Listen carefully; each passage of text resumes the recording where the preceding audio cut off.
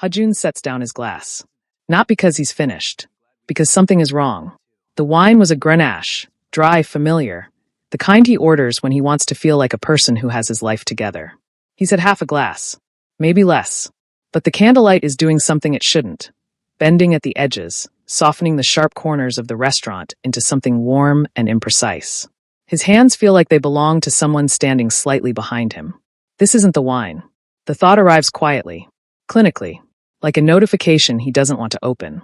He looks at Taemin across the table. Taemin is smiling. Hajun had chosen sable and silk specifically for the lighting. That's the kind of person he is. Someone who researches a restaurant's ambience before confirming a reservation. Who arrives 7 minutes early. Who orders the doenjang jjigae with black truffle because it is the only fusion on the menu that doesn't feel like an apology. He is precise. He is careful. He is the kind of man who notices when candlelight bends wrong. He had agreed to this date because his best friend Park Soo-bin had said, "Hajun, you work, you eat alone, you sleep. You are 28 years old, and you are already haunting yourself." So here he is, haunting a restaurant instead. Kwon Tae-min had been everything the dating profile promised. Warm eyes, easy laugh, a jaw that looked architecturally considered. He'd asked Hajun about his work with what felt like genuine curiosity. He'd refilled the wine glass exactly once, with both hands, like someone raised with manners. Hajun had thought, maybe Soo-bin was right. He was not right, because now the room is tilting on a very slow axis and Taemin's smile has stopped reaching his eyes, and Hajun's body is sending signals that his mind is only just beginning to translate. 3 floors above the main dining room, in a surveillance suite that doesn't appear on any building schematic, Choi Sung-jae has not moved in 41 seconds. He is watching monitor 4. Table 9. Corner booth. Soft lighting. His lighting in his restaurant, the restaurant he built so that people like Hajun could sit somewhere beautiful and feel, for one evening, completely safe. His lieutenant, Nam Jae-seo, follows his gaze to the screen. Reads the stillness in Sung-jae's shoulders the way you read weather. Should I send security? Sung-jae doesn't answer. He is already reaching for his jacket. Before I tell you what happens next, subscribe to Starry-Eyed Lovers and tell me where you're watching from. Taemin reached across the table and covered Hajun's hand with his own. It was a beautiful gesture. Tender, even. The kind of thing you'd do if you were worried about someone you cared about. A slow, deliberate pressure, thumb moving in small circles over Hajun's knuckles. Anyone watching from another table would have seen a devoted date, noticing that something was wrong. Hajun noticed the thumb. Noticed the circles. His mind filed it carefully, the way it filed everything, the detail sitting bright and sharp against the growing fog. He practiced that some quiet part of him thought. He practiced exactly how that should look. "Hey!" Taemin's voice dropped to something soft and private. "You okay?" You went pale all of a sudden. Hajun opened his mouth. What came out was, "I'm fine." Automatic. Trained. The response of a man who had spent a lifetime not wanting to be an inconvenience. "You don't look fine." Taemin was already signaling for the bill with his other hand. A discreet 2-finger lift, barely a gesture. Prearranged, Hajun realized distantly. The waiter was already moving. "I think the wine hit you harder than expected. Fresh air will help." The wine. Hajun looked at his glass. Still more than half full. He was certain of that. He was a precise person. He measured things. "I don't think it was the wine," he said. Taemin smiled at him. "You've been working too hard. You said so yourself, 3 commissions, no breaks. Your body is just telling you to slow down." He stood, buttoning his jacket with the calm efficiency of a man who had somewhere to be and knew exactly how to get there. "Come on, let me take you outside." Hajun did not stand. His legs weren't cooperating fully, that was new. That had happened somewhere in the last 4 minutes, without his permission. He pressed his palm flat against the table. The linen was expensive. He focused on that. The thread count. The slight resistance under his fingers. "Stay here," he told himself. "Stay in your body." "Hajun." Taemin came around the table and crouched beside his chair. Eye level, voice gentle, expression arranged into something that would photograph as concern. "Let me help you up." "Okay. We're just going to get some air. I'd like some water first." A beat. Something moved through Taemin's eyes. Not anger, not exactly. More like a recalculation. The smile didn't waver. "Of course. But outside will be better, I promise. The bathroom downstairs has better lighting if you need a moment." "I said I'd like water." Hajun heard his own voice from a slight distance.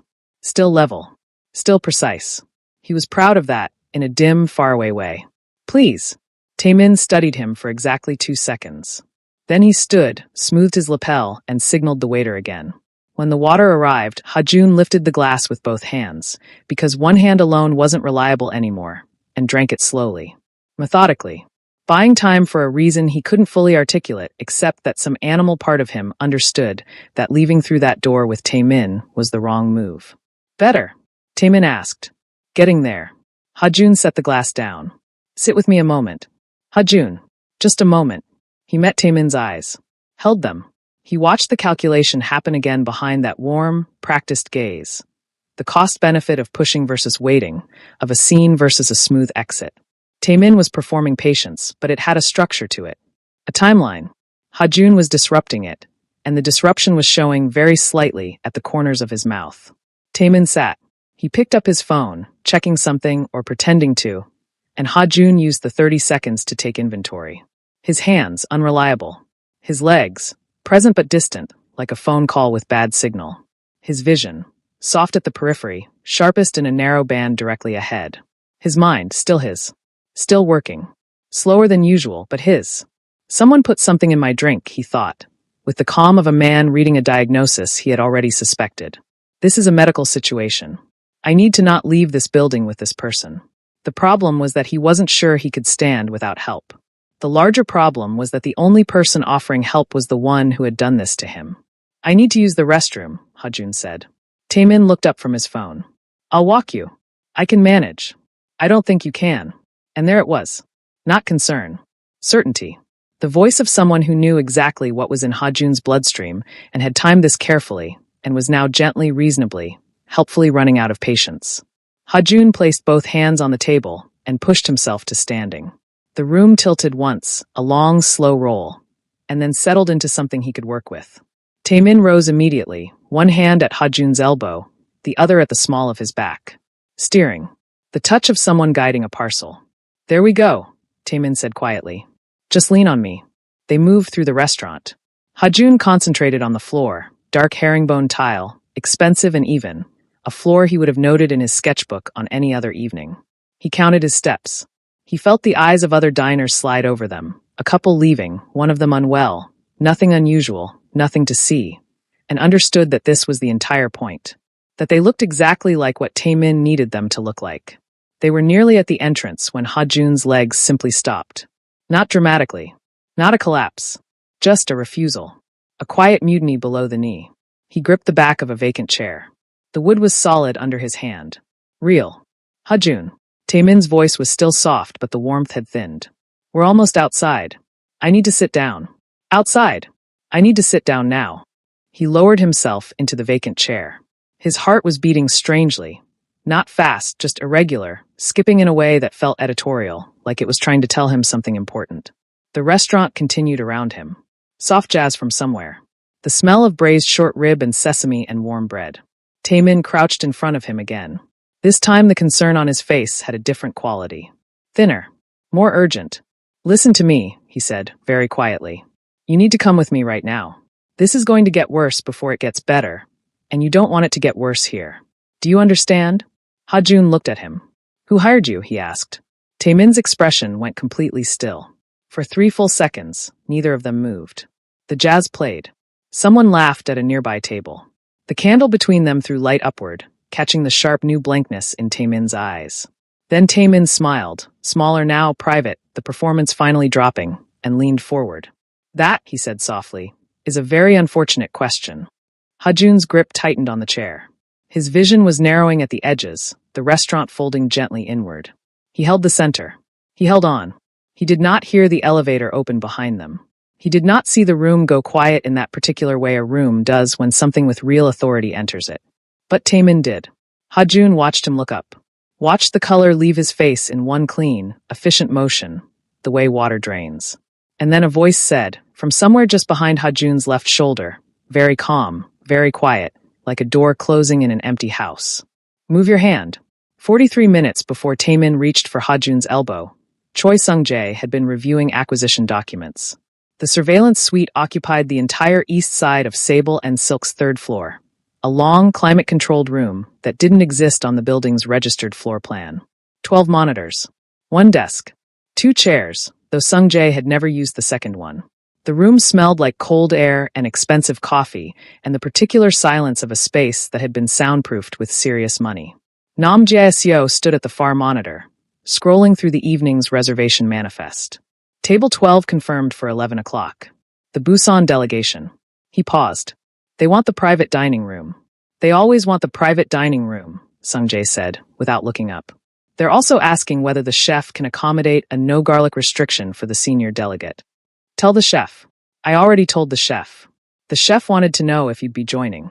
I won't. Jae-seo made a note. The room returned to its expensive silence. Sung Jae signed the bottom of the acquisition document and set it aside. He reached for his coffee. Cold.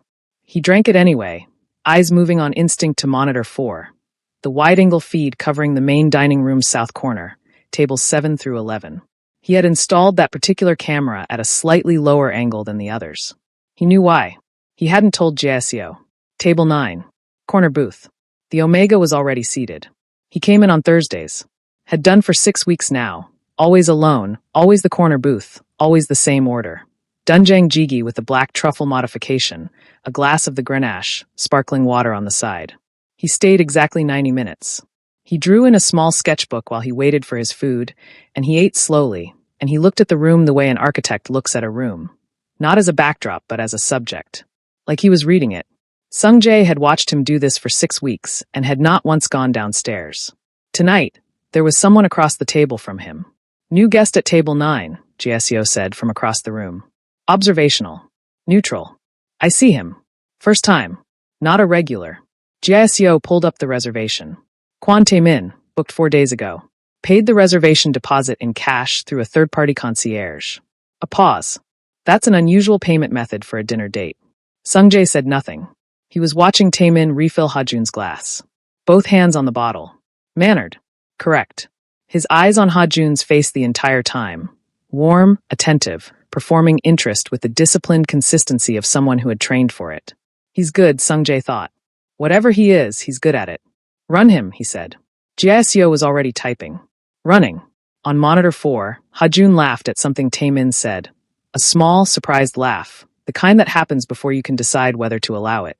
He touched the stem of his wine glass. Looked down at the table for a moment, then back up. There was something careful about the way he held himself even in laughter, like a person who had learned to keep one hand on the door. Sung Jae watched that and felt something he had no useful name for. Kwon Tae-min, Jae-seo said. 34. Listed occupation is private security consulting. No fixed employer for the past 3 years. Freelance contracts, mostly short-term. He scrolled. 2 prior aliases. 1 flag from Incheon Transit Authority, 18 months ago. A person matching his description was questioned in connection with an incident involving an incapacitated passenger. Charges not filed. He stopped scrolling. He's a contractor. For whom? Unknown. The flag is isolated, no faction signature on record. On monitor 4, Tae-min's hand moved below the table line for 4 seconds. His expression didn't change. His eyes stayed on Ha-jun's face, warm and steady and utterly practiced. Ha-jun picked up his wine glass. Sung Jae stood up. The treaty, Jae-seo said immediately. Not a question. Not a protest. Just a marker. Placing the fact in the room where Sung Jae could see it clearly before he moved past it. The neutral ground doctrine. Sable and silk existed in a declared neutral zone. A designation that had taken 2 years and considerable negotiation to establish. It meant no faction business conducted on premises. It meant no intervention in external disputes. It meant that what happened between 2 civilians at Table 9, regardless of what it was not Sung Jae's jurisdiction. I know what the treaty says, Sung Jae said. The council will have questions. Let them. Sung Jae. Jae-seo's voice was quiet, measured. The voice of a man who had worked beside him for 11 years and had earned the right to speak plainly. If this guest has a faction connection we haven't identified yet, intervening could be interpreted as a declaration. You'd be handing Baek Ju-won a legitimate grievance. On monitor 4, Ha-jun set down his glass. Something changed in his posture, subtle, a millimeter of stillness entering his shoulders. He was noticing. Whatever was in that glass, it was moving fast, and some precise, careful part of him was already beginning to read the situation. He knows something is wrong, Sung Jae thought. He's holding on. He comes here every Thursday, Sung Jae said. Jae-seo was quiet. He orders the same thing. He sits in the same booth. He draws in that sketchbook until the food arrives, and then he puts it away because he thinks it's impolite to draw while eating. Sung-jae picked up his jacket from the back of the chair.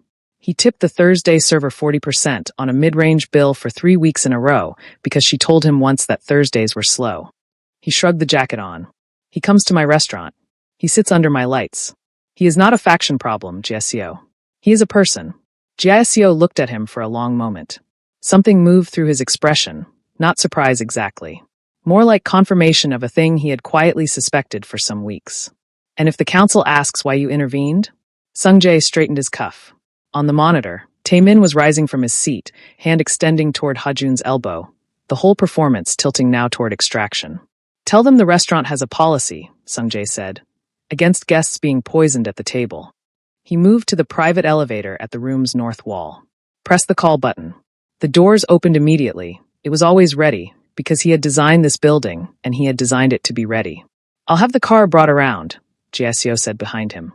And I'll call Dr. Shin. Sung-jae stepped inside. And Sung-jae. Jieseo's voice caught the elevator doors just before they closed. Try not to break anything in the dining room. The doors shut. The elevator began to descend. On the monitor, Jieseo now watched alone.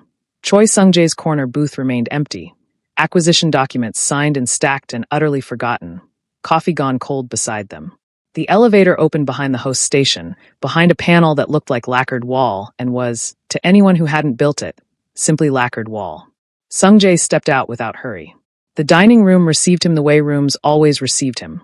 A ripple, moving outward from his entrance like something dropped into still water. It wasn't loud. It was never loud. A server adjusted course without knowing why. A sommelier straightened. 2 men at the bar, who had the particular stillness of people paid to have it, clocked him immediately and went very carefully back to their drinks. Sung-jae walked toward table 9. He didn't walk fast. Speed would have made it a scene, and he had no interest in scenes. He walked at the pace of a man who owned the floor beneath his feet, which he did, and who had already decided how this would end, which he had. He saw Hajun first. Sitting in the chair he'd pulled himself back into, both hands gripping the armrests, jaw set with the focused effort of someone trying to remain vertical through determination alone. His eyes were glassy but present, still tracking, that precise, careful mind still running, even as the body underneath it quietly failed. Then he saw Taemin crouch forward and say something low, and watched Hajun's expression tighten in response. Not fear exactly. Something more controlled than fear. Recognition. Sung-jae arrived at the table and stopped. He didn't speak immediately. He stood at the edge of the booth and let the silence do its work, the way silence always did when it had enough weight behind it. Taemin looked up. The color left his face. Move your hand, Sung-jae said. Taemin's hand was still at Hajun's elbow. It dropped. Immediately, reflexively, the way a hand drops when the nervous system overrides the plan. Hajun turned his head slowly toward the voice. His eyes found Sung-jae and stayed there, steady despite everything, with the focus of a man using his last reliable resource. Sung-jae didn't look at him yet. He pulled out the chair across from Taemin and sat down. Unhurried. He rested one hand flat on the table and regarded Taemin with the patient, clinical attention of someone identifying a particular type of problem. You're going to want to sit, he said. Taemin sat. His body made the decision before his mind agreed to it. I don't want any trouble, Taemin said. His voice had shed its warmth entirely. What remained was flat, professional, the voice underneath the performance. This doesn't involve the pact. This is a private contract. You're in my restaurant. Neutral ground. Neutral ground, Sung-jae agreed pleasantly, means I don't conduct business here. It does not mean I watch someone be poisoned at my table and consider it a private matter. He tilted his head slightly. Who is the contract with? Taemin's jaw tightened. I'm not going to tell you that. That's fine. Sung-jae reached into his jacket pocket and set his phone on the table, screen up. A single contact was open. Taemin looked at it. Something moved through his face, a rapid private calculation, the math of consequences arriving all at once. You can tell me here, or you can tell Jieseo in a less comfortable room. The second option takes significantly longer. A long pause. The jazz played. Someone at a nearby table ordered dessert. Baekju won, Taemin said quietly. Sung-jae absorbed this without visible reaction. He picked up his phone, put it back in his pocket, and stood. He buttoned his jacket with the same measured calm he'd carried through the entire conversation. Here's what's going to happen, he said. You're going to stand up, walk through the front door, and not stop walking. You're going to contact whoever is waiting outside and tell them the pickup isn't happening. And then you're going to make yourself very difficult to find for a very long time. He paused. Not if you understand. Taemin nodded. Good. Sungjae glanced toward the bar. One of the two still men was already moving, drifting toward the entrance with the casual purpose of someone heading for a coat check. An escort, invisible to everyone else in the room. Go. Taemin went. Sungjae watched him until he cleared the front door. Then he turned and crouched beside Ha-jun's chair, bringing himself to eye level, and looked at him properly for the first time. Ha-jun looked back. His grip on the armrests hadn't loosened. There were faint shadows of effort around his eyes. The look of someone who had been fighting to stay conscious through an act of pure will. Ha-jun SSI, Sungjae said, quietly enough that it existed only between them. I'm going to take you somewhere safe. Do you understand? I understood everything, Ha-jun said. His voice was slower than usual, but precise. The whole conversation. I heard it. Something shifted in Sungjae's chest, small and unfamiliar. I know, he said. I could tell. Baekju won. Ha-jun's eyes stayed on his. I don't know who that is. I do. We'll talk about it later. Sungjae stood and shrugged off his jacket. He settled it across Ha-jun's shoulders without asking, the dark fabric swallowing him slightly. Ha-jun was lean, fine-boned in the way of someone who forgot to eat when he was working. Can you stand if I help you? I can try. That's enough. He got an arm around Ha-jun's back, and Ha-jun got one arm across his shoulders, and they stood together, not gracefully but completely. Ha-jun's weight leaned into him, and Sungjae took it without adjustment, without comment, like it was simply a thing that was happening and he had already decided to be equal to it. They moved through the restaurant, but not toward the front. Sungjae steered them left, past the service corridor, through the door that staff used and guests never saw. The kitchen opened around them, hot and bright and loud, the controlled chaos of a full dinner service, and every person in it found somewhere else to look the moment Sungjae came through the door. Careful, Sungjae said, at a slight step down near the back prep station. I see it, Ha-jun said. They moved through the kitchen and out through the loading bay, where the night air arrived cold and immediate. A black car was already waiting, engine running. Giacio stood beside the rear door, holding it open, expression carrying the specific neutrality of a man who had many questions and had decided all of them could wait. Sungjae helped Ha-jun into the back seat. Ha-jun sank into the leather and exhaled. A long, slow release, the sound of a person finally allowing their body to acknowledge what had been happening to it. Sungjae got in beside him. The door closed. The car moved. In the silence of the back seat, Ha-jun turned his head against the headrest and looked at him. The jacket was still around his shoulders. He hadn't let it slip. You knew my name, he said. Sungjae kept his eyes on the road ahead. Yes. A pause. How long have you been watching me? A longer pause. Long enough, Sungjae said. To know you tip well on Thursdays. Ha-jun closed his eyes. Somewhere under the fog of the drug and the cold and the aftermath of held-together terror, something almost like a quiet laugh moved through him. Then sleep took him. Before I tell you what happens next, subscribe to Starry-Eyed Lovers, and tell me where you're watching from. The first thing Ha-jun noticed was the ceiling. It was high, genuinely high, not the performed height of a hotel room trying to suggest luxury, but the real architectural kind that came from a building designed with intention. The material was pale concrete with a single inset beam running east to west, clean and structural and honest. A person who knew nothing about buildings might have found it cold. Ha-jun found it immediately legible, the way a familiar language is legible even when you're not quite awake. He lay still and let his eyes move around the room. White linen, dense and pressed, tucked with the precision of someone who cared about such things.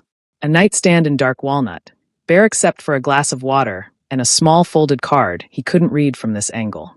Curtains drawn against a darkness that suggested very late or very early, the ambiguous hours.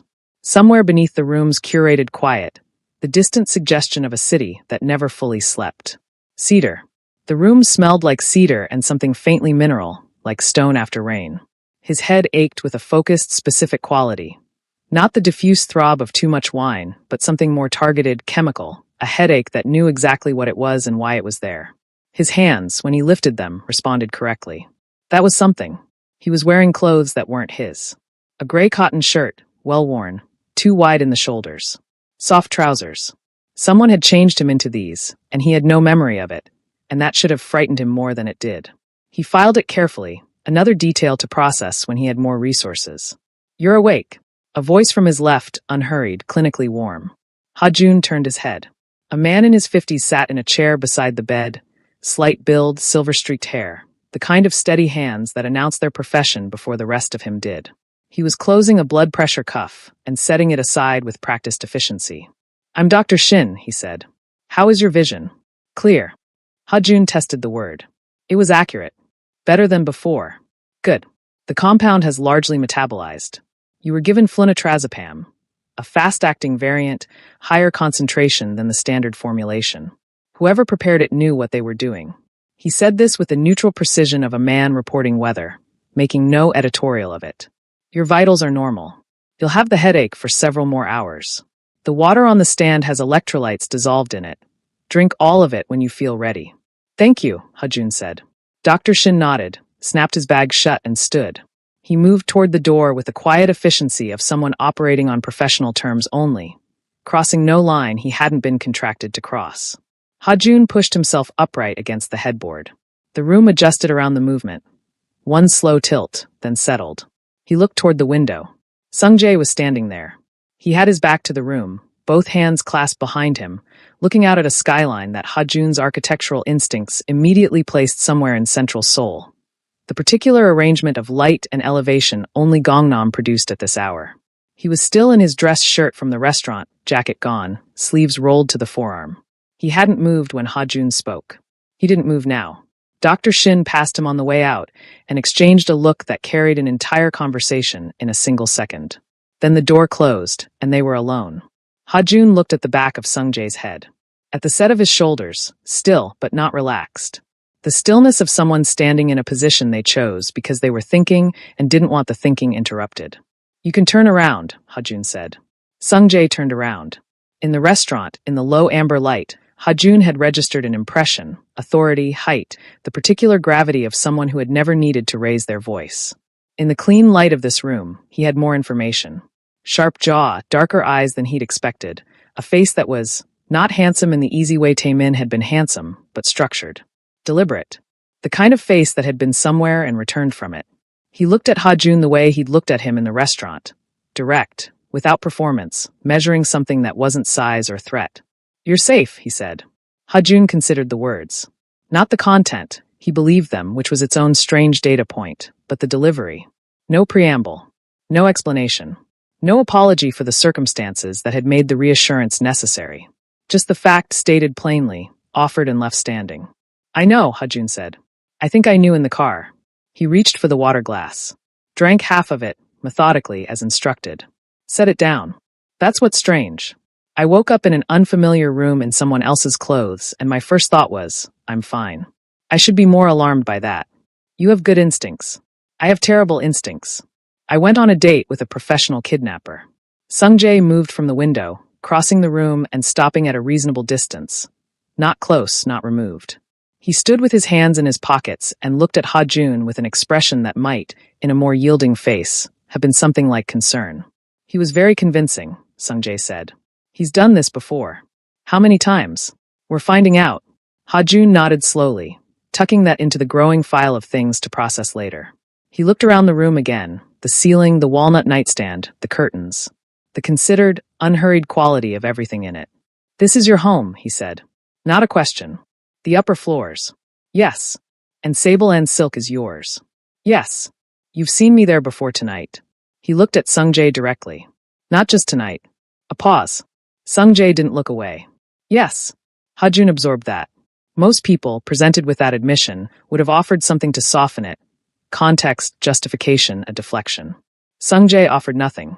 He simply held the honesty of it and waited, with the patience of a man who had learned that explaining himself too quickly was its own kind of weakness. Ha-Jun found, to his mild surprise, that he respected it.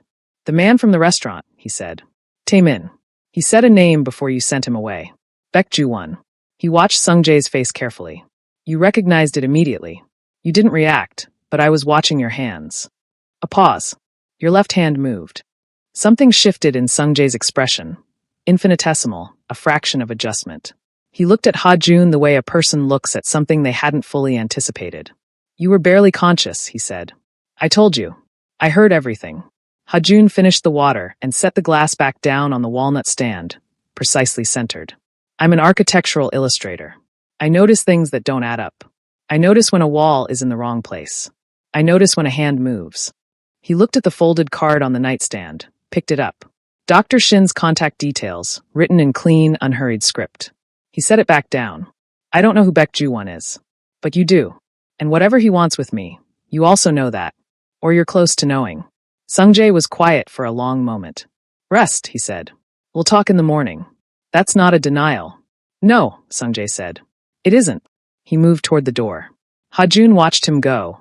The same unhurried, deliberate walk. The same quality of a man who had already decided the outcome of every room he entered. Sung-jae SSI. The name came out before Hajun had fully decided to say it. Sung-jae stopped at the door. Thank you, Hajun said, for coming downstairs. Sung-jae stood with his hand on the doorframe.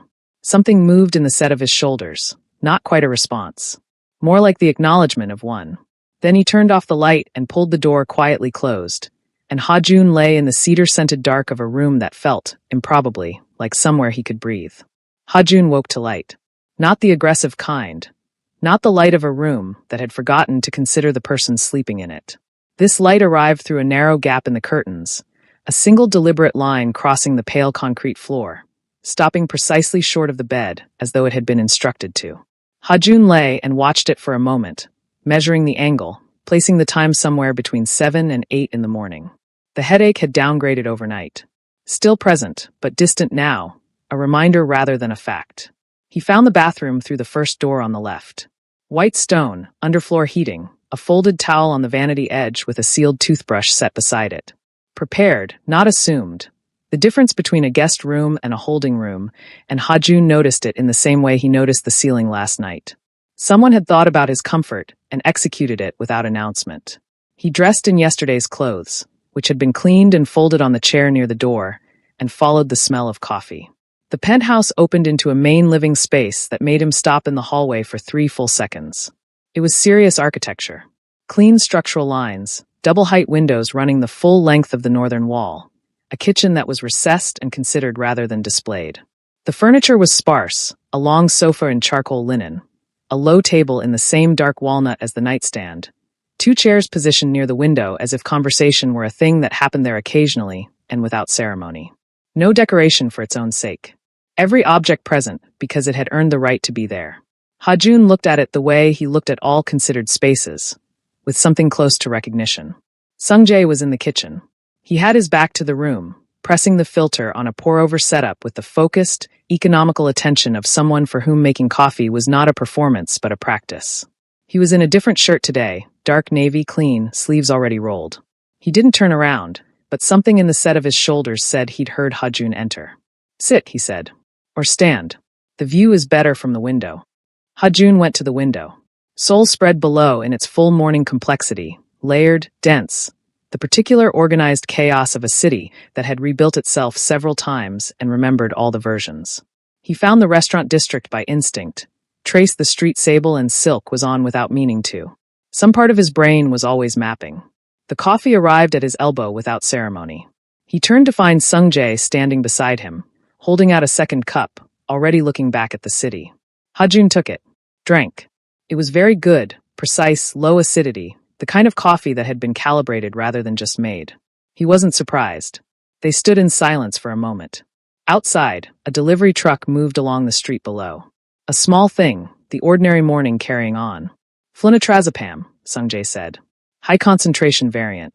It's not something you find easily. Whoever supplied Kwon Tae-min had access to a specific network, medical or otherwise. Hajun turned the name over. He'd heard Dr. Shin say it last night, but hadn't fully filed it.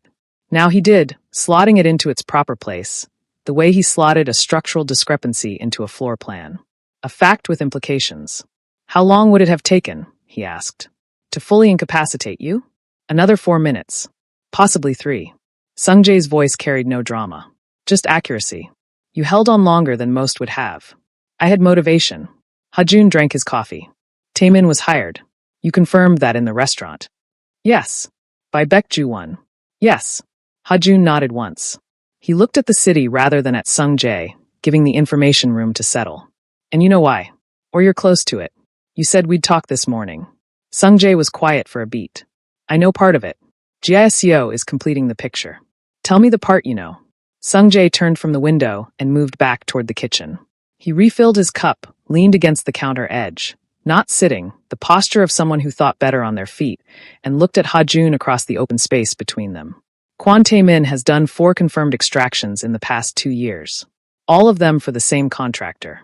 All of the targets were civilians, no faction affiliation, no criminal record. All of them had, in some professional capacity, intersected with one of Baek Ju-won's operations. He paused. None of them were found afterward. The words landed cleanly. Ha-jun received them without flinching, which Sung Jae noted with the same quality of attention he gave everything. You're telling me I was going to disappear, Ha-jun said. Yes. And you're telling me it's connected to my work. That's the part Giseo is completing. Sung Jae held his gaze. I need your commission records from the past 18 months. Specifically any work you did for a property group or development company. Anything where the client was indirect. A shell, a representative, a third party. Ha-jun was quiet for a moment.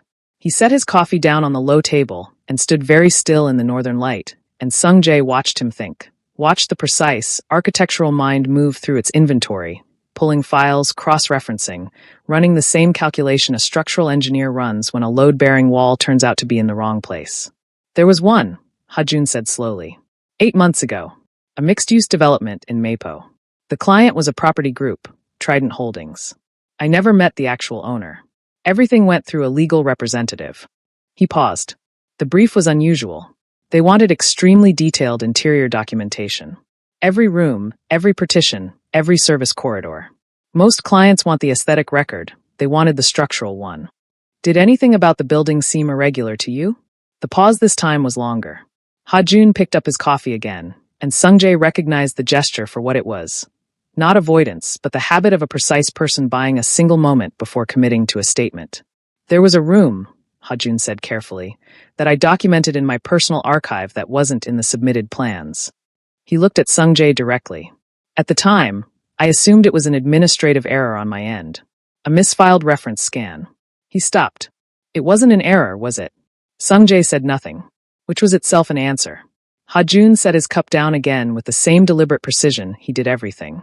He looked at the floor for a moment, the polished concrete, honest and structural, the same language as the ceiling in the bedroom. Then he looked up. Here's what I don't understand, he said. I submitted the plans 8 months ago. If I was a liability then, why wait until now? What changed? The question arrived in the room and stayed there. Sung Jae looked at him, and Ha-jun watched the same infinitesimal shift he'd seen last night cross the alpha's face. Not surprise. Something more considered than surprise. The expression of a man recalibrating, finding that the thing in front of him required a slightly different kind of attention than he'd prepared for. That, Sung Jae said quietly, is exactly the right question. Do you have the answer? Giseo will be here in an hour. Ha-jun nodded slowly. He retrieved his coffee, turned back to the window, and looked at the city with the focused stillness of a man preparing to find a room that shouldn't exist inside his own memory. Sung Jae watched him and said nothing. Outside, Seoul continued its mourning, indifferent and intricate, carrying its secrets the way cities always did. In the walls, in the spaces between things, in the rooms that didn't appear on any submitted plan. Nam Giseo arrived at 9:43 with a black folder, 2 staff from the building's lower office, and the quiet, load-bearing efficiency of a man who had spent the night working and didn't need anyone to acknowledge it. He set the folder on the low walnut table without preamble, dismissed the staff with a look, and accepted the coffee Sung Jae held out to him with a brief, functional gratitude of someone for whom small courtesies registered but didn't slow things down. Ha-jun was already seated on the charcoal sofa, both hands around his second cup, watching Giseo the way he'd been watching everything since he woke up, quietly, completely missing nothing. Giseo looked at him. How are you feeling? Functional, Ha-jun said. Giseo accepted this and opened the folder. I'll go through this in order. Stop me if something is inaccurate or if you need context. He looked at Ha-jun directly. This is your professional record for the past 2 years. I want you to understand that the information was gathered to help you, not to be held over you. I understand, Ha-jun said. Sung Jae stood at the kitchen counter with his coffee, slightly removed from the table. Present but not presiding, giving the conversation its own space. Jiaxiu began. The first pages were straightforward. Hajun's commission history laid out in clean chronological order. Residential interiors, 2 commercial gallery spaces, a boutique hotel lobby in Itaewon that Hajun remembered fondly for its structural complexity. Standard work. Documented clients, clean payment trails, nothing that required explanation. Hajun scanned each page without comment, confirming with small nods that the record was accurate. Then Jiaxiu turned to a tabbed section near the middle of the folder and slid it across the table. Trident Property Holdings, he said. Registered in the Cayman Islands. Operational address listed as a legal services firm in Uedo. The firm is a known intermediary. It has appeared in the commission trails of 4 other contractors over the past 3 years, all of them working on properties in the Meipo and Yongdongpo districts. He paused. Every property connected to Trident has subsequently been identified as an operational site for Baek Ju-won's logistics network. Hajun looked at the page. The Trident Holdings letterhead, his own project reference number printed neatly below it. His handwriting in the margin, a note to himself about ceiling clearance on the 3rd floor. He remembered writing it. He remembered thinking it was a straightforward commission. The mixed-use development in Meipo, Jiaxiu continued, turning to the next tab. Officially registered as a commercial and residential complex. Permitted use. Retail ground floor, office floors 2 through 4, residential floors 5 through 8. He set a building schematic on the table. Not Hajun's version, a different one. The registered version. This is what was submitted to the City Planning Authority. Then he set a second schematic beside it. Hajun went still. It was his documentation. His line weights, his notation style, his reference codes in the margins. The personal archive version, the one he kept for his own records, the one that was more complete than what clients typically requested. This is mine, he said. Yes. We recovered it from a server associated with Trident Holdings' legal representative. They obtained a copy without your knowledge, approximately 6 months after you submitted your final commission deliverables. Hajun looked at the 2 schematics side by side, the registered version and his own. He found the discrepancy in under 10 seconds, because he had drawn both and he knew every line of his own work. The sub-basement level. On the registered schematic, a mechanical services room, standard dimensions, nothing unusual. On his personal documentation, a different room entirely. Larger. Reinforced. A separate ventilation line running parallel to the main building system. Accessed by a corridor that the registered plans had redrawn as a solid wall. I documented that room during the structural survey phase, Hajun said slowly. It was already built when I arrived on site. I assumed it was a legacy space from the original building. The development was a partial renovation. I noted it because I note everything. He looked at Jiaxiu. I flagged it to the legal representative. He told me it was a decommissioned utilities space and that it wouldn't be included in the final brief. He lied, Jiaxiu said without inflection. That room is a subterranean transfer vault. Climate-controlled, independently powered, with a vehicle access corridor running beneath the south foundation wall. It is the primary holding and transit point for Baek Ju-won's import network, specifically for pharmaceutical compounds moving through the Meipo distribution chain. He turned one more page. Your documentation of that room is the most complete architectural record of that vault in existence. The measurements, the ventilation system, the access points, the load-bearing specifications of the walls. He looked at Hajun steadily. You drew a blueprint of his most protected operational asset and kept a copy of it. The room was quiet. Hajun looked at his own handwriting in the margin of the schematic. Ceiling clearance, for 0.2 m. Rebar density, non-standard. Independent HVAC line, verify origin point. He had verified the origin point. He had noted it in a separate reference file. He had been thorough because he was always thorough and because thoroughness was the entire point of his work. He didn't know I had the personal archive copy, Hajun said. When I submitted the commission deliverables, I removed the sub-basement documentation from the client package. Standard practice for anything I flag as potentially irregular. I keep it separately until the client confirms what they want included. He looked at Jiaxiu. So for 6 months he thought the documentation was contained. Yes, until Trident's representative found the server copy. How? Your cloud backup service was compromised. A low-level intrusion, the kind that takes months to execute quietly. They found the file 4 weeks ago. Jiaxiu closed the folder with the precision of someone who had delivered all the necessary facts and knew it. That is what changed. That is why Taemin was hired now rather than 8 months ago. Ha-Jun sat with this. The logic of it assembling itself cleanly in front of him, each piece finding its place, the commission, the room, the archive copy, the 4-week timeline. An architectural problem with a very clean causal chain. He looked at Sung-jae. Sung-jae was watching him from the kitchen counter with that same quality of attention. Steady, undemanding, giving him the space to arrive at his own conclusions at his own pace. He found the file 4 weeks ago, Ha-Jun said. Which means he knows I have it. And he knows I've seen that room. Which means even if the server copy was deleted. You're still the liability, Sung-jae said. Because you drew it. Because it's in here. He looked at Ha-Jun directly, and for the first time something in his voice carried an edge that wasn't quite clinical. Something lower, with more weight in it. You remember everything you document. Don't you? It wasn't really a question. Ha-Jun looked at the schematic on the table. His own lines, his own notations, the precise and faithful record of a room that was never supposed to exist in anyone's documentation. Every measurement, he said quietly. Every wall. Jieseo picked up his coffee. The city moved outside the window, indifferent as always. On the table between them, Ha-Jun's own handwriting looked back at him. Meticulous, thorough, and as it turned out, the most dangerous thing about him. Before I tell you what happens next, subscribe to Starry-Eyed Lovers and tell me where you're watching from. Jieseo left the folder. He didn't make a ceremony of it. Simply stood, buttoned his jacket, and told Sung-jae he'd have the secondary analysis ready by early afternoon. He acknowledged Ha-Jun with a brief, respectful nod that carried something Ha-Jun hadn't expected. Not pity. Something closer to recognition. One precise person acknowledging another. Then he was gone, and the penthouse returned to its considered quiet. Ha-Jun sat with the folder open on the table in front of him and didn't touch it for a full minute. He was aware of Sung-jae moving in the kitchen behind him. The quiet sounds of a second round of coffee being prepared, unhurried, giving him the silence without making a point of giving it.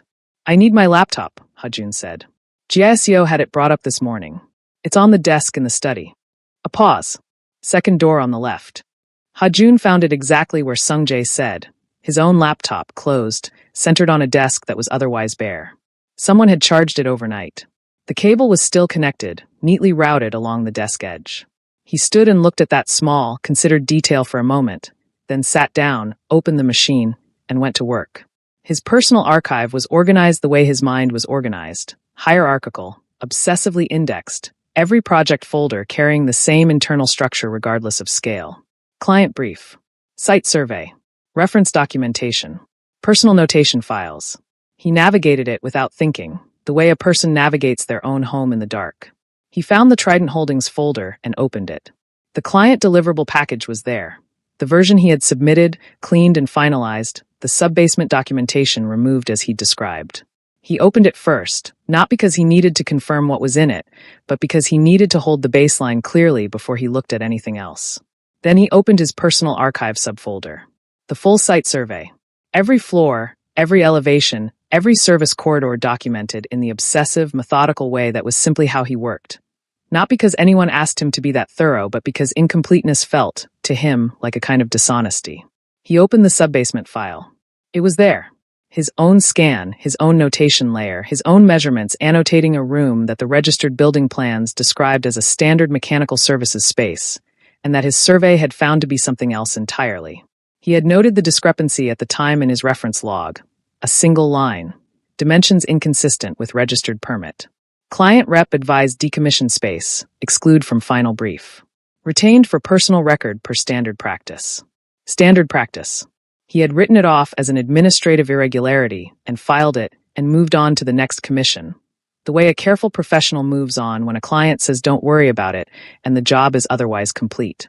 He pulled up the registered schematic side by side with his personal survey on a split screen. And then he saw it. Not the sub-basement discrepancy. He already knew about that. Something else. Something smaller, quieter. The kind of thing you would only find if you were looking at both versions with the specific intention of finding what didn't match. The ventilation notation on the third floor. In his personal archive, he had documented the HVAC configuration on the third floor with a reference cross-link to the sub-basement. Noting that the independent ventilation line he'd found below appeared to route upward through a service shaft on the building's south wall, exiting through a third-floor mechanical room that the client brief had described as inactive storage. In the client deliverable, the version he had submitted and signed off on, that cross-link notation was gone. not removed by him. He was certain of that with the totality of a person who knew their own work the way musicians knew their own handwriting. He had not removed it. The notation style was slightly wrong. The same typeface, the same formatting, but the reference code used a dash where he always used a dot. A single character. The kind of thing you would never see unless you had written the original yourself, and your hands remembered the difference. Someone had accessed his submitted documentation after delivery and modified it. Ha-Jun sat back in the chair. He understood, with the cold clarity of a structural calculation resolving itself, what this meant. His submission hadn't just been used, it had been edited. Someone inside Trident Holdings, or working for them, had gone into the delivered package and removed the one notation that created a documentary connection between the third floor and the sub-basement vault. They had cleaned the evidence trail. Carefully, almost perfectly. Almost. Sungjae SSI. Sungjae appeared in the doorway within a few seconds, not rushing, but present, as though he'd been nearby without making it obvious. "Come and look at this," Ha-Jun said. Sungjae crossed the room and stood beside the desk, looking at the split screen. Ha-Jun walked him through it, the two versions, the missing crosslink, the reference code with the wrong character. He was precise and brief, the way he was precise and brief when presenting to clients, stripping the explanation down to its structural elements. Sungjae looked at the screen for a long moment. "You're certain the modification isn't yours?" "I use a dot. Always. It's not a style choice. It's a notation system I've used since university. Every reference code in every file I've ever produced uses a dot." Ha-Jun pointed to the screen. "That's a dash. Someone edited my submitted file and didn't know about the dot. When could they have accessed it? After delivery. I submitted via encrypted transfer to the legal representative's designated server. After that, the file was theirs." He paused. "Which means they edited it, and then 6 months later they found my personal archive copy and realized the original notation was still there. The version they couldn't reach and couldn't clean." He looked at Sungjae. "The crosslink notation in my archive connects the ventilation shaft directly to the vault. It's not just a record of the room's dimensions. It's a map of how the vault breathes, the intake points, the exhaust routing, the service access intervals." He stopped.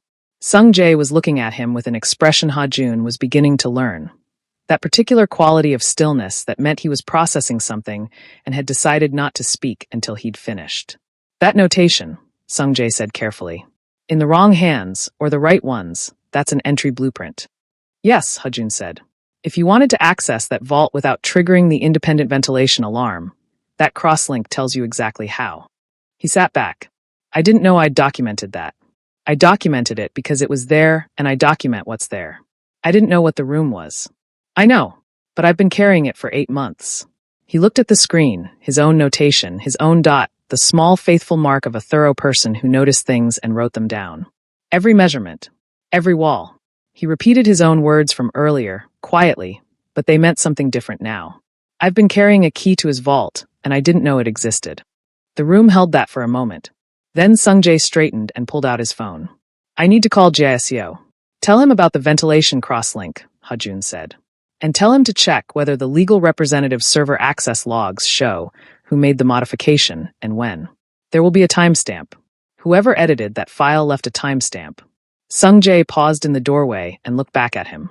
"You're already 3 steps ahead," he said. It wasn't quite a question. Ha-Jun looked at his own handwriting on the screen.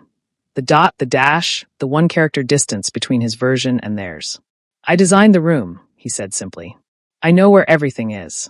Giasio returned at 2 in the afternoon with a second folder, thinner than the first, and the particular quality of composure that meant the contents required it. Ha-Jun had spent the intervening hours at the study desk, working through his archive with the focused, methodical attention of someone who had decided that understanding his own situation completely was the only form of control available to him. He had cross-referenced every Trident-adjacent notation in his files, built a separate document cataloging every discrepancy between his personal records and the submitted deliverables, and identified 2 additional modifications he hadn't caught in the first pass, both minor, both consistent with the same editorial hand, both carrying the dash instead of his dot. He brought the document to the table when Giasio arrived. Giasio looked at it, looked at Ha-Jun, and set it beside his own folder without comment. The acknowledgement of one thorough person receiving the work of another. Sungjae took his usual position, standing slightly removed, coffee in hand. The geometry of the 3 of them had established itself naturally over the course of the morning. Jiaxiu presenting, Hajun receiving, Sungjae holding the perimeter of the conversation with his particular quality of present stillness. The timestamp, Hajun said. Confirmed, Jiaxiu said. The modification was made 19 days after your delivery. The server access log shows an internal edit by a credentialed user, the legal representative's own login. He didn't outsource it. He did it himself, which means he reviewed your documentation personally and found the cross-link notation. He opened his folder. He spent 11 minutes in the file, removed one notation, then closed it and didn't access it again. He thought he'd contained it, Hajun said. Yes, until the archive copy surfaced 4 weeks ago. Jiaxiu turned a page. We also confirmed the identity of Trident Holdings' operating principal. The shell has 3 layers, but the terminal ownership traces to a holding company registered under a nominee director in Jeju. The nominee is a known associate of Baek Ju-won's legal infrastructure. He looked up. There is no ambiguity. The Mapo building is his. The vault is his. And your documentation is the only external record of its precise configuration. Hajun nodded once. He'd already arrived at this conclusion, but hearing it confirmed by Jiaxiu's evidence trail had a different weight. The weight of a thing becoming official, moving from calculation to fact. There's a second matter, Jiaxiu said. His voice shifted. Not dramatically, but Hajun had been listening to it all morning, and he caught the adjustment. A careful recalibration, the tone of someone about to place something delicate on the table. This one is more complex. He turned to a new section of the folder and set a single document in the center of the table. It was formatted differently from the rest, cleaner, more formal, the typography of an official instrument rather than an investigative report. Hajun read the header, Interfaction Neutral Ground Doctrine, Revised Protocol, Article 7. The Alpha Council, Jiaxiu said, governs conduct between the recognized faction leaders in Seoul and the surrounding metropolitan territories. The council has 9 seats. Sungjae holds 1. Baek Ju-won holds another. He paused. The neutral ground doctrine was established 4 years ago following a territorial dispute that cost both factions significant losses. It exists to prevent direct conflict between recognized alphas by establishing binding protocols for the resolution of cross-faction incidents. Hajun looked at the document. Then he looked at Sungjae. Sungjae was looking at the window. Article 7, Jiaxiu continued, addresses civilian entanglement. Specifically, if a civilian becomes materially involved in a dispute between 2 faction territories and one faction leader takes protective custody of that civilian, the opposing faction leader has the right to petition the council for the civilian's transfer. He let that sit for a moment. The petition requires a majority council vote.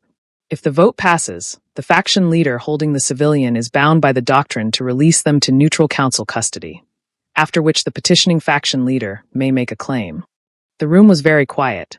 Neutral council custody, Hajun said carefully. What does that mean in practice? Jiaxiu's pause was brief but present. In practice, it means a holding period of 72 hours during which the council nominally reviews the claim. In practice, it means access. Baek Ju-won's council relationships are established. The review period has historically functioned as a transfer mechanism rather than a genuine deliberation. Hajun absorbed this with the stillness of a person doing rapid structural calculations. So the doctrine that's supposed to protect civilians is, in this specific application, the mechanism by which I would be handed to the person who tried to have me disappeared. That is an accurate summary, Jiaxiu said. Has Baek Ju-won filed the petition? Not yet. He filed a preliminary notice of intent this morning, which is a procedural step required before a formal petition. It gives the holding party 24 hours to respond before the petition activates. Jiaxiu closed the folder. The notice was filed at 9:15. The response window closes at 9:15 tomorrow morning. Hajun turned to look at Sungjae directly. Sungjae had turned from the window during Jiaxiu's explanation. He was looking at Hajun now with that steady, undemanding attention, but something underneath it had changed. The stillness had a different quality. Denser.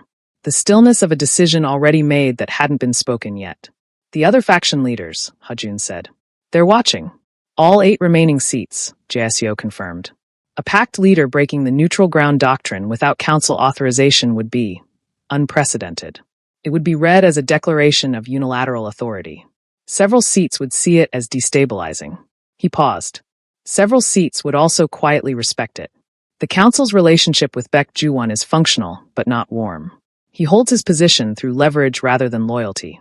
Another pause. That distinction matters, but it doesn't change the formal calculus. Legally, within the doctrine's framework, compliance is the required move. Compliance, Hajun repeated.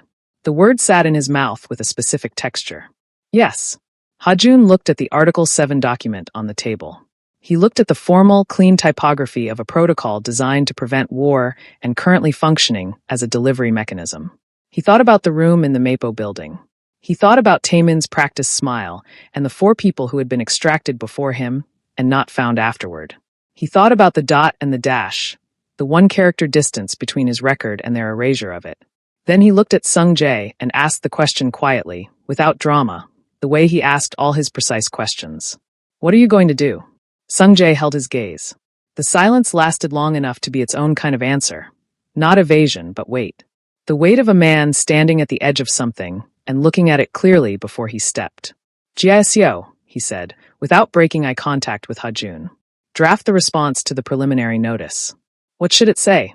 Sung Jae finally looked away from Hajun, toward the window, toward the city, toward whatever version of the next 24 hours he was already building in the architecture of his mind. Tell them we received it, he said. Tell them we're reviewing the doctrine's applicability. A pause. And tell them we'll need the full 24 hours. Jiaseo made a note. Hajun looked at Sung Jae's profile against the window. The clean, deliberate lines of a face that had already decided and was simply not yet ready to say it out loud. Outside, Seoul held its breath. The clock had started. The council's envoy arrived at 8:45 the following morning. Hajun heard him from the study. The elevator, the brief exchange with whoever Sung Jae had stationed in the entry, then footsteps crossing the main living space with the measured, deliberate pace of someone who had done this before and understood that pace communicated authority. He should have stayed in the study. He knew that. Instead, he found himself in the hallway, standing just beyond the point where the corridor opened into the living room, close enough to hear everything and far enough that no one had technically told him to leave. The envoy was a man in his 60s, silver-haired, dressed in the kind of understated suit that announced serious money without itemizing it.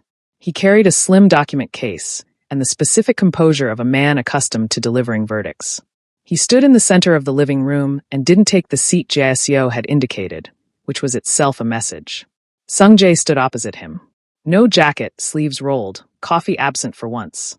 The posture of someone who had decided this meeting didn't require the performance of hospitality. The council has reviewed Baek Ju-won's preliminary notice, the envoy said. His voice was measured, professionally neutral, the voice of an instrument rather than a person. The consensus is that Article 7 applies without ambiguity. The civilian in question entered your custody directly from a neutrality zone incident on your registered premises. The doctrine's provisions are clear. He set the document case on the low table. The formal petition activates in 32 minutes. The council is requesting your compliance position before that activation, as a matter of procedural courtesy. He opened the document case and placed a single sheet on the table, clean, formal, a signature line at the bottom. This is a voluntary transfer acknowledgement. It confirms that the civilian will be released to council custody by noon today, avoiding the need for a formal vote. He looked at Sung Jae with the careful neutrality of a man who was neither sympathetic nor hostile, simply present. The council considers this the most stable resolution available.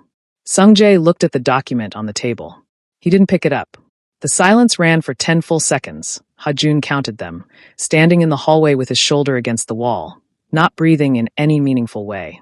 No, Sung Jae said. One word. Quiet, final, carrying no more weight than it needed to because it didn't need any more than it already had. The envoy looked at him. Something moved in his composed expression. Not surprise, Hajun thought. Something more like confirmation. As though he had presented this document knowing what the answer would be, and had come anyway, because protocol required the attempt. You understand what this means, the envoy said. Yes. The petition will activate.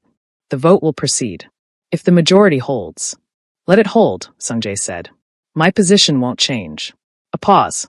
The envoy looked at Jiaseo, who returned the look with the pleasant, impenetrable expression of a man who had nothing to add.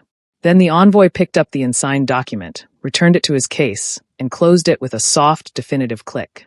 The council will note your position, he said. Note it clearly, Sung Jae said. The envoy left. The elevator opened and closed. The penthouse returned to its quiet, and in that quiet Hajun became aware that he had been holding tension in his hands. Both of them pressed flat against the hallway wall behind him, the plaster cool and real under his palms. He stayed there for a moment. Then he walked to the kitchen. He found the electric kettle on the second shelf he checked, the tea in a drawer beside the stove. A small selection, organized by type, the chamomile at the front. He filled the kettle and switched it on and found 2 cups in the cabinet above the counter, setting them on the surface with the careful, deliberate movement of a person who needed to do something with their hands and had chosen something useful. He didn't think about the vote. He didn't think about Baek Ju-won, or the vault, or the document with the empty signature line.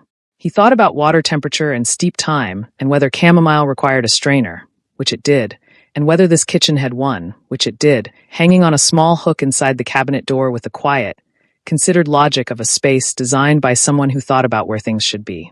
He heard Sung-jae enter the kitchen behind him. He didn't turn around. He poured the water, just off the boil, correct, and set the strainer over the first cup and began. Sung-jae didn't speak. He came to stand beside the counter, not close enough to crowd the space, and Ha-jun was aware of him the way you were aware of a load-bearing wall. Structurally, completely, without needing to look directly at it to know it was there. The tea steeped. The kitchen held them both in its honest, functional quiet. Ha-jun set the second cup in front of the space where Sung-jae was standing. Sung-jae looked at it, then at Ha-jun's profile, then picked it up. Neither of them spoke. They didn't need to. Everything that mattered had already been said in a single word in the living room. And Ha-jun standing in this kitchen making tea instead of asking Jae-seo to call him a car was its own kind of answer to its own kind of question. Sung-jae's phone vibrated on the counter. He looked at it, set down his tea. His expression didn't change, but something in his stillness did. A density entering it, the particular quality of a man receiving information he had already prepared for. He turned the phone so Ha-jun could see the screen. A message. No sender name, just a number and 4 words. The clock has started. Ha-jun looked at it. Then he looked at Sung-jae. Okay, he said quietly. Sung-jae picked up his tea. Outside the kitchen window, Seoul continued its mourning. Indifferent, intricate, carrying its wars inside its walls the way it always had. The clock had started, and neither of them looked away.